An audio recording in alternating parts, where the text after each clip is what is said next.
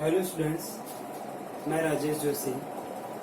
आज क्लास 9 का जो फर्स्ट चैप्टर है मैटर इन द सराउंडिंग, इसका जो टॉपिक है effects of the change of the pressure, इसके बारे में हम डिस्कस करेंगे। इससे जो पहले वाला वीडियो आया था उसमें हमने डिस्कस किया था effect of the change of the temperature, कि कोई भी सॉलिड है, लिक्विड या गैसेज है, मैटर की कोई भी स्टेट है, उस स्टेट के ऊपर टेम्परेचर का क्या इफेक्ट होता है। अगर टेम्परेचर पर्टिकुलर टेम्परेचर देने पर सॉलिड या लिक्विड या गैसेज में किस तरह के चेंजेस होते हैं टेम्परेचर पे। अब है अपना जो टॉपिक है प्रेशर पे क्या इफेक्ट पड़ता है, कि अगर कोई भी मैटर की स्टेट है, चाहे वो सॉलिड हो, लिक्विड हो या गैसेज हो, उन तीनों स्टेट पे प्रेशर का भी इफेक्ट पड़ता है। अगर हम उसको एक पर्टिकुलर प्रेशर दें उस स्टेट को, तो वो स्टेट दूसरी स्टेट में चेंज हो जाती है। जैसे अगर हम बात करें कि कोई भी एक सॉलिड का है या लिक्विड है या गैस है, कोई भी मैटर की स्टेट है, अब हम उसको क्या दे रहे हैं, एक पर्टिकुलर प्रेशर दे रहे हैं। एक पर्टिकुलर प्रेशर पे वो सॉलिड है या लिक्विड है या गैस है, उसकी स्टेट चेंज हो जाती है। अगर हम उसको प्रेशर एक पर्टिकुलर प्रेशर दें किसी मैटर की एक स्टेट, जैसे सॉलिड की बात की कि कोई सॉलिड है, उसको हम एक पर्टिकुलर हम क्या कर रहे हैं, प्रेशर रख रहे हैं, उसको प्रेशर लगा रहे हैं, और उस स्टेट को हम क्या कर रहे हैं, टेम्परेचर कम कर रहे हैं। जैसे हम प्रेशर बढ़ा रहे हैं उस स्टेट पे, जैसे सॉलिड स्टेट है, सॉलिड का कोई एग्जांपल लिया, तो सॉलिड स्टेट के ऊपर जब हम एक कंटिन्यू प्रेशर बढ़ाते जा रहे हैं और टेम्परेचर हम क्या कर रहे हैं, रिड्यूस कर रहे हैं, तो वो सॉलिड स्टेट क्या हो जाएगी, लिक्विफाइड हो जाएगी, यानी लिक्विड में चेंज हो जाएगी। जैसे हम इसके एग्जांपल की बात करें, एक CO2 लेते हैं, सॉलिड CO2 लेते हैं, तो सॉलिड CO2 को हम क्या करते हैं, लिक्विफाई करते हैं। सॉलिड CO2 को लिक्विफाई कैसे करते हैं, उसका जो प्रेशर है वो हम कंटिन्यू क्या करते हैं, बढ़ाते रहते हैं। जब हम उस सॉलिड CO2 का प्रेशर लगातार बढ़ाते जा रहे हैं, प्रेशर डिक्रीज कर रहे हैं, कम करते जा रहे हैं, जब उस सॉलिड CO2 का जो प्रेशर डिक्रीज कर रहे हैं, तो उस प्रेशर डिक्रीज से वो क्या हो जाएगा, किसमें चेंज हो जाएगा, गैस में चेंज हो जाएगा। किस पे, 1 एटमॉस्फेयर। यानी हमने कहा सॉलिड CO2 लिया और प्रेशर को हमने क्या किया, लगातार डिक्रीज किया एटमॉस्फेयर पे, 1 एटमॉस्फेयर पे, तो वो किसमें चेंज हो गया, गैसेज में चेंज हो गया। इस कारण जो सॉलिड CO2 होती है उसे क्या कहते हैं हम, ड्राई आइस। इसलिए हम सॉलिड CO2 को क्या कहते हैं, ड्राई आइस कहते हैं। तो कभी कभार क्वेश्चन एग्जाम में ये पूछते रहते हैं कि dry, what do understand by dry ice, या why CO2 solid CO2 is known as a dry ice. तो solid CO2 is in a solid CO2 the pressure is continuously decreased at the 1 atmospheric pressure, then the solid CO2 change into the gases, hence solid CO2 is known as a dry ice. अब है latent heat क्या होती है। Latent heat वो होती है कि अगर कोई भी सॉलिड स्टेट है, ठीक है, एक ऐसी हीट है जो क्या करती है, कोई भी स्टेट है, चाहे वो सॉलिड हो, लिक्विड या गैसेज स्टेट हो, उस स्टेट में वो दूसरी स्टेट में चेंज करती है। इंटरनल हीट होती है, जो हीट क्या करती है, एक स्टेट के जो मॉलिक्यूल होते हैं उनके बीच में जो अट्रैक्शन फोर्स होती है उसको ब्रेक करती है और उसे दूसरी स्टेज में चेंज करती है। Latent is a hidden heat which change the state of a matter की स्टेट चेंज करती है, in which the substance exists in any one stage, that is a solid, liquid or the gases. The attraction force between the molecules in a state break due to this hidden heat.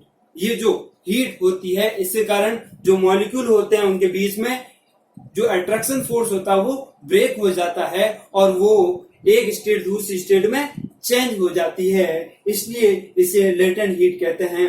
कि इसकी definition से ये कही है, hidden heat which brake force of attraction, जो क्या करती है, अट्रैक्शन फोर्स को ब्रेक करती है बिटवीन द मॉलिक्यूल्स, मॉलिक्यूल्स के बीच में, during change of a state, state जब चेंज होती है। अब है फ्यूजन। फ्यूजन क्या होती है?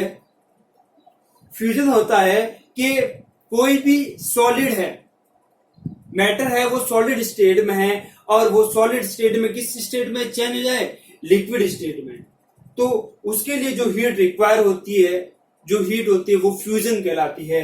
The heat energy required to change 1 kg of a solid into the liquid, कि एक ऐसी हीट एनर्जी जिसकी रिक्वायर होती है 1 kg of solid change into the liquid.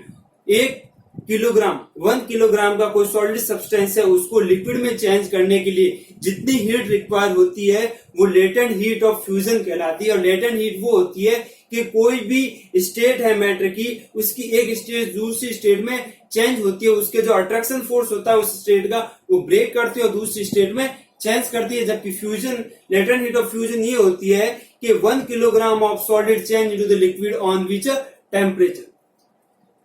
Next है वेपराइजेशन।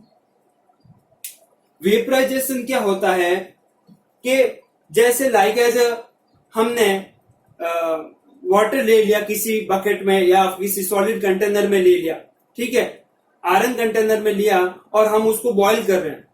बॉईल करने पर क्या होता है, एक पर्टिकुलर टेम्परेचर तक तो वो लिक्विड जो वाटर है वो बॉईल होता है। एक स्टेज ऐसी आती है जहां पर उसकी जो टेम्परेचर वो कांस्टेंट हो जाता है, जो 100 डिग्री माना जाता है, उस डिग्री पे, उस टेम्परेचर पे वो कांस्टेंट हो जाता है और कंटिन्यूसली बॉईल होता है। और वहां पर ये जो लिक्विड है वो उसकी स्टेट चेंज होना शुरू हो जाती है। वो लिक्विड स्टेट से किस में चेंज होना शुरू हो जाता है? गैसीय स्टेट में चेंज हो जाता है। तो एक ऐसी एनर्जी रिक्वायर होती है जिसमें 1 किलोग्राम ऑफ लिक्विड को गैसीय स्टेट में चेंज करने के लिए जितनी एनर्जी रिक्वायर होती है, ठीक है, तो वो होती है वेपराइजेशन।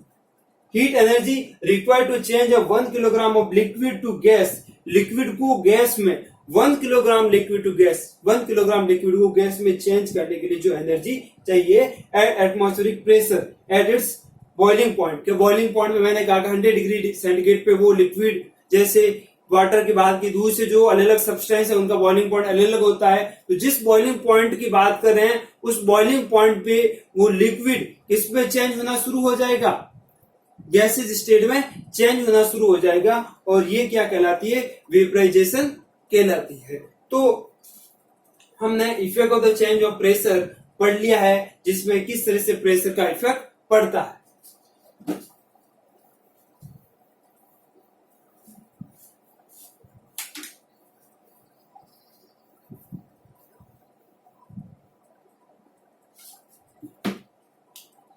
अब जैसे हम बात करते हैं सॉलिड, एक आ गई लिक्विड, एक आ गई गैसेस। सॉलिड लिक्विड में चेंज हो रहा है, लिक्विड सॉलिड में चेंज हो सकता है, सॉलिड गैसेज में चेंज हो रहा है और गैसेज सॉलिड में चेंज हो रही है, लिक्विड गैसेज में चेंज हो रहा है और गैसेज वापस लिक्विड में चेंज हो रही है। सॉलिड चेंज होता है लिक्विड में और लिक्विड चेंज होता है गैसेज में। तो ये तीनों क्या होते हैं? एक दूसरे से इंटरकनेक्टेड होते हैं कि सॉलिड का लिक्विड में चेंज होना और लिक्विड का गैसेज में चेंज होना, गैसेज का वापस सॉलिड में चेंज हो जाना। तो हम देखते हैं कि सॉलिड स्टेट किस में चेंज हो रही है? लिक्विड स्टेट में चेंज हो रही है और लिक्विड स्टेट को हम चेंज कर रहे हैं सॉलिड में। तो जब सॉलिड स्टेट लिक्विड स्टेट में चेंज होती है तो उससे कहते हैं फ्यूजन। कि सॉलिड स्टेट का लिक्विड स्टेट में चेंज होना फ्यूजन कहलाता है और लिक्विड स्टेट का सॉलिड स्टेट में चेंज होना सॉलिडिफिकेशन कहलाता है। अगर कोई लिक्विड है, जैसे पानी है, पानी को हम फ्रिज में रख रहे हैं तो बर्फ में चेंज हो रहा है, तो वो क्या कहला गया? सॉलिडिफिकेशन कहलाया। और अगर हम बर्फ को बाहर रख रहे हैं नॉर्मली टेम्परेचर में, तो बर्फ पिघल के क्या बन जाएगा? पानी बन जाएगा, तो वो क्या कहलाएगा? फ्यूजन कहलाएगा। अब हम बात करते हैं लिक्विड। लिक्विड को गैसेज में चेंज करना। जैसे पानी को हमने बॉईल किया, अब बॉईल करने के बाद में वो एक बॉइलिंग पॉइंट के बाद में क्या होना शुरू हो जाएगा, वेपराइज होना शुरू हो जाएगा। तो लिक्विड को गैस में चेंज करना क्या कहलाता है, वेपराइजेशन कहलाता है। और जब गैसेज स्टेट में वो चेंज हो जाए, उस गैस स्टेट को वापस लिक्विड स्टेट में चेंज करना क्या कहलाता है, कंडेंसेशन कहलाता है। जैसे बारिश वगैरह आती है तो बारिश में और क्या होती है, जो गैसेज वगैरह होती है एटमॉस्फेयर में प्रेजेंट होती है, वो गैसेज एटमॉस्फेरिक प्रेशर के कारण और एक टेम्परेचर के कारण, बहुत ज्यादा कम टेम्परेचर होता है, उस टेम्परेचर के कारण क्या होती है, वो गैसेज इसमें चेंज हो जाती है, लिक्विड में चेंज हो जाती है। और वो किस प्रोसीजर से चेंज होती है, कंडेंसेशन से चेंज होती है। तो लिक्विड का गैस में चेंज करना वेपराइजेशन कहलाता है, वेपर कहलाता है। और गैस का वापस लिक्विड में चेंज हो जाना ये कहलाता है कंडेंसेशन। फिर बात करते हैं सॉलिड की। अगर सॉलिड डायरेक्टली किस में चेंज हो जाए, गैस में चेंज हो जाए, बिना लिक्विड स्टेट को प्राप्त किए, अगर सॉलिड डायरेक्टली गैस स्टेट में चेंज हो तो हम उसको कहेंगे सब्लिमेशन। सब्लिमेशन कब होता है, जैसे कैम्फर का और एग्जाम्पल दिया था, आपको बताया था कि कोई सॉलिड सब्सटेंस है, उसको एक पर्टिकुलर टेम्परेचर दे रहे हैं और वो डायरेक्टली गैस स्टेट में चेंज हो रही है विदाउट लिक्विड स्टेट में आए, तो वो कहलाता है सब्लिमेशन। अगर हमने बाद में कहा था उस गैस स्टेट में आने के बाद उस गैस स्टेट को वापस हमें सॉलिड स्टेट लानी है, जैसे आयोडीन को गर्म करने पर वो गैसेज में बदल गई, और उस गैसेज को वापस हमें क्या बनाना है, सॉलिड सब्सटेंस लेके आना है। तो सॉलिड सब्सटेंस लाने के लिए जो हम प्रोसीजर फॉलो करेंगे वो कहलाएगा डिपोजिशन।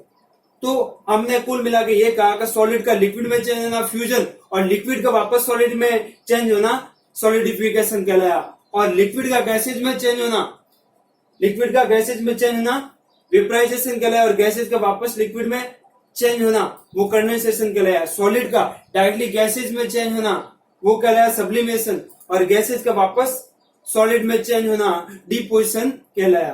तो ये था interchanges of state of matter.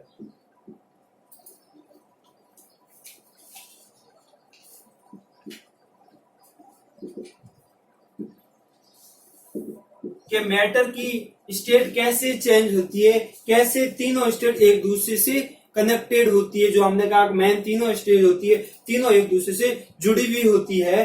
तो तीनों स्टेट एक दूसरे में चेंज होती है, एक प्रोसीजर के थ्रू चेंज होती है, और एक प्रोसीजर आपको बता दिया। अब हमने टेम्परेचर का इफेक्ट पढ़ लिया, प्रेशर का इफेक्ट पढ़ लिया। अब हम इसके बाद में जो पढ़ेंगे प्रोसीजर, वो एवोपरेशन क्या होता है उसके बारे में हम डिस्कस करेंगे।